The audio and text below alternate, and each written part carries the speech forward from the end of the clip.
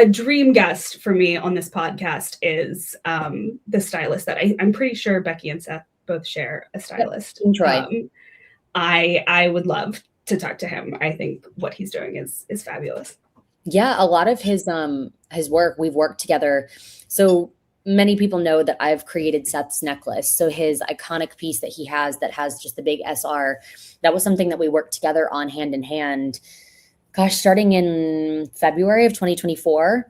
He had already worn my drippin' necklace that I have that's actually made onto Trick Williams' action figure, which is a pretty cool fun fact.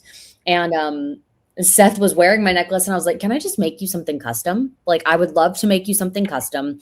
I have a jewelry business. I've been doing it for now 4 years. My family's 75 years in the fine jewelry industry. And he's like, Mackenzie, whatever you make me, I trust you. I will wear it. I'm like, okay, great. So I sent some really creative out of the box ideas that didn't necessarily make the cut. The one that did was the standard SR. And then we started with one variation and then we turned it into another variation and it was silver and then it was a long silver and then it was matte black. And so that piece has became part of his identity. And that was all in part of working with King Troy too, and him styling Seth in these crazy outfits and then it accompanying the necklace accompanying those looks. So just seamlessly it felt, because Seth even told my husband backstage, he's like, it helped create my identity of who I was and what I was wanting to get over in that character. So I'm very thankful for King Troy and him giving Seth the confidence to wear these outlandish outfits. Same for Becky, to giving them like, let's step out of the box a little bit and just see what we can do.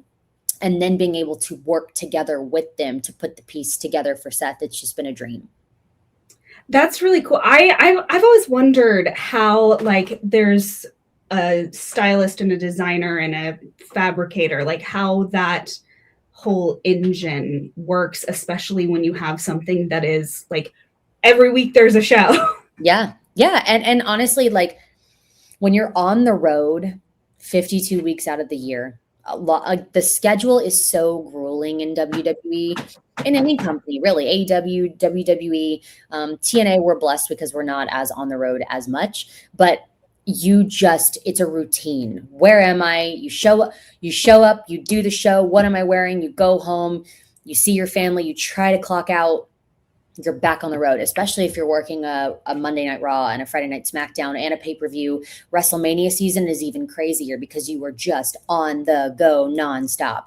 So having someone coordinate those looks for you and putting those pieces together, or at least working hand in hand with you to say, what's the goal? What are we looking for? What's our style vision? What's our mood board here? What are we creating for WrestleMania that is going to be a great, grand look for the grandest stage of them all? So I think there is a need for styling in professional wrestling if you want to look like that larger than life superstar, if you want to look like $1 million on every television show.